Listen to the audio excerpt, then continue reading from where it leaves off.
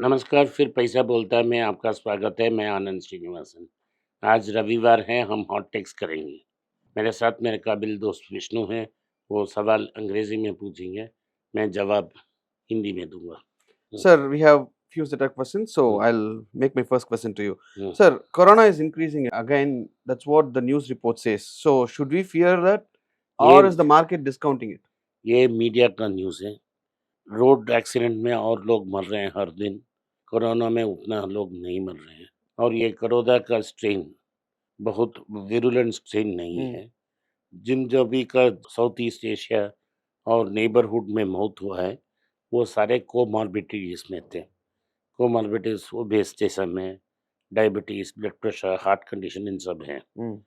तो इतना बड़ा प्रॉब्लम नहीं हुआ है। जो वैक्सीनेटेड हैं उनके लिए तो माइनर फ्लू जैसा आती है और जा रही है। ये फ्लू का सीज़न है और अनेक फ्लू आते हैं। तो मार्केट इसका न्यूज़ का नोटिस नहीं लिया है अभी तक। Hmm. लेकिन अगर पहला 2-3 एयरपोर्ट क्लोज़ हो जाएगा, तब मार्केट वेकअप हो जाएगा। Okay, so we should look for airport closure. Yes, वो पहला संकेत है। Oh, okay. Sir, Quant Mutual Fund has given a warning stating that gold prices will fall by 12 to 15% in the next 2 months. Gold की What दाम could be the reason behind that? मुझे पता नहीं, लेकिन गोल्ड को correct होने में 2 कारण हो सकते हैं। Hmm. एक, अमेरिका में इन्फ्लेशन बढ़ती है और इंटरेस्ट रेट बढ़ना शुरू हो जाती है, तो डॉलर और एक्सपेंसिव हो जाएगा, तब गोल्ड करेक्ट हो सकता है। और दूसरा कारण ये हो सकता है कि सेंट्रल बैंक गोल्ड बाइंग को स्टॉप करें और गोल्ड को बेचना शुरू कर दें। जो गोल्ड खरीद रहे हैं वो हैं China, Russia, Turkey, Poland, Bharat जैसे देश। ये गोल्ड को बेचेंगे नहीं और गोल्ड को अक्यूमुलेट करते रहेंगे। सो कुछ गोल्ड प्राइसेस वो ओपनली खरीदते हैं, कुछ सीक्रेटली कर रहे हैं। इसमें चाइना और रशिया डी डॉलराइजेशन के लिए काम कर रहे हैं, तो गोल्ड को बेचेंगे नहीं और डॉलर को बेच के गोल्ड खरीदते रहेंगे। और अमेरिका में इन्फ्लेशन नीचे आ रही है, तो इस साल की एंड तक इनको 2 बार रेट कट Hmm. करना पड़ेगा। Hmm. किसको? जेरोम पोल को। कब करेंगे मुझे पता नहीं।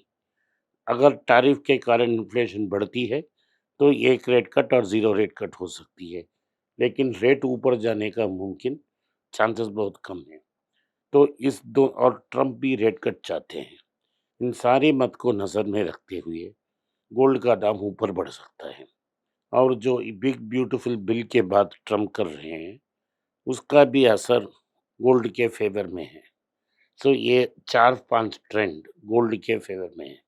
शायद ऐसा रीज़न हो, मैं देख नहीं पा रहा हूँ। लेकिन अगर 15% कट हो गया 10-15 में, कोई भी और खुशी नहीं हो सकता, मैं और कंसिडर करूँगा। Hmm. तो अगर 10% ₹9,500 में है 22 कैरेट गोल्ड और वो करेक्ट होके 10% करेक्ट हो गया तो ₹900 या ₹1200 15%। तो अगर ये 8,000 में आ जाती है, तो मैं बहुत खुशी-खुशी और कंसिडर करूँगा। मेरा साल का गोल था 8,500, वो उससे उधर से ₹1000 और ट्रेड हो रहा है। तो अगर 8,500 के नीचे आता है, तो मैं भी कंसिडर करूँगा। सो इसमें वो क्यों ऐसा कह रहे हैं इसके बारे में मैं जानता नहीं। शायद वो एक्सपेक्ट कर रहे हैं कि जियोपॉलिटिकल टेंशन्स कम हो जाएँ। लेकिन जो ट्रम्प कर रहे हैं अभी, वो मस्क के साथ ही लड़ाई कर रहे हैं। सो ये ट्रम्प के बोन में ऐसा नहीं है कि वो टैरिफ थ्रेट को वाइंड डाउन करें और विदाउट केओस गवर्न करें।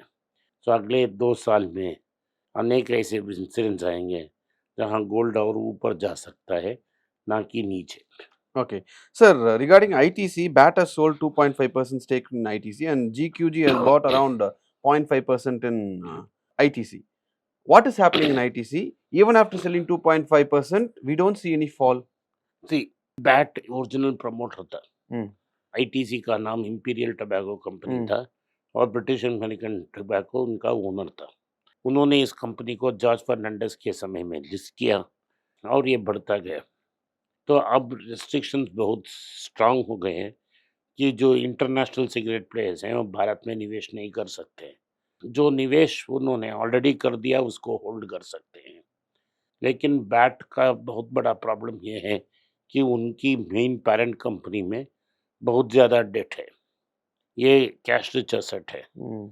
सो इन्वेस्टर्स उधर प्रेशर डाल रहे हैं कि इस एसेट को बेच के लोन को कम करो। लेकिन बैट ये जानता है कि अगर इस बार उन्होंने स्टेक बेच दी, हुँ। वापस वो खरीद नहीं सकते और उनको एक स्ट्रैटेजिक इन्वेस्टमेंट चाहिए। दुनिया में वही एक एएमसी है जो भारत की सिगरेट कंपनी में होल्ड रख सकते हैं। तो वो बेचना भी नहीं चाहते हैं, लेकिन लोन भी प्रेशर है, तो 2-2% बेच रहे हैं। स्टॉक अच्छा है, वैल्यूएशन अच्छा है, तो जो फंड मैनेजर्स हैं उसे कंसिडर करते हैं। हुँ। तो ये इसका भी जीसीक्यू ने फंड मैनेजर है, उसने अदानी को कंसिडर किया, आईडीएफसी को कंसिडर किया, इसको भी कंसिडर कर लिया। अगर उन्होंने नहीं किया तो दूसरा भी कर लेता। सो 2.5% बेचने से आईटीसी का वैल्यूएशन कम नहीं होता। तो ऑलरेडी आईटीसी एक अंडर वैल्यूड स्टॉक है, इधर से और ऊपर जाएगा। Right. Sir, in your consideration, do you have any agricultural related stocks as of now to consider? मुझे आज के ज़माने में इस दाम में जो मैं खरीदूँगा मार्जिन ऑफ सेफ्टी के साथ नहीं है। हुँ। तो एक ज़माने में मैं रैलिस को ओन करता था। रैलिस टाटा केमिकल्स का सब्सिडियरी कंपनी है। हुँ। अभी भी मैं क्योंकि टाटा केमिकल्स को ओन करता हूँ, थ्रू टाटा केमिकल्स मेरे पास रैलिस पोज़ीशन है। हुँ। रैलिस एक फार्मर फ्रेंडली कंपनी है। एक ज़माने में मैं और सीड कंपनी को भी कंसिडर किया था, लेकिन आज वो बहुत एक्सपेंसिव हो गया। मेरा सबसे बड़ा एग्रीकल्चर होल्डिंग आईटीसी है, क्योंकि आईटीसी के पास एग्री ट्रेडिंग डिवीज़न बहुत बड़ा है। Okay. Sir, we actually invest in banks. Say, for example, save in banks. But what banks are doing is like they are not lending money to the people. Instead, they are parking the funds in mutual fund. What's happening? Is it right? सी भारत में जो corporates और mid level companies हैं, उनकी products की consumption नहीं हो रही है, हुँ। तो प्रोडक्ट्स की डिमांड नहीं है। क्योंकि प्रोडक्ट्स की डिमांड नहीं है, वो कारखाना नहीं बन रहे हैं, हुँ। नया फैक्ट्रीज़ नहीं लग रहे हैं। तो क्या हो रहा है कि बेसिकली इन्वेस्टमेंट नहीं हो रही है, क्योंकि कॉर्पोरेट्स और मिड लेवल कंपनीज़ में इन्वेस्टमेंट नहीं हो रही है, क्रेडिट का डिमांड सूख गया। जो भी क्रेडिट का डिमांड आ रहा था, वो तो अनसिक्योर्ड पर्सनल रिटेल क्रेडिट और क्रेडिट कार्ड और पर्सनल लोन्स में था। ये सब प्राइवेट सेक्टर बैंक्स की एरिया ऑफ कॉम्पिटेंस है, जहाँ पब्लिक सेक्टर नहीं कर सकती। तो कोई लेंडिंग के लिए डिमांड नहीं है, पैसा पड़ा है। सो शॉर्ट टर्म के लिए लिक्विड म्यूचुअल फंड्स और ओवरनाइट मनी मार्केट फंड्स में वो डाल के रखे हैं। ये लॉन्ग टर्म सॉल्यूशन नहीं है। आप बैंक के अल्टरनेट को इस लिक्विड फंड्स में नहीं डाल सकते, क्योंकि उतना रिटर्न नहीं मिलेगा आपको।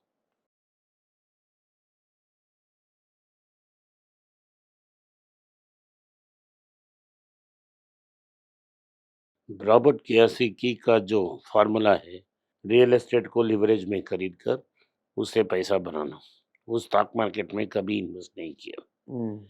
मैं ये नहीं बता सकता हूँ कि स्टॉक मार्केट ऊपर जाएगा, नीचे आएगा, मुझे पता नहीं।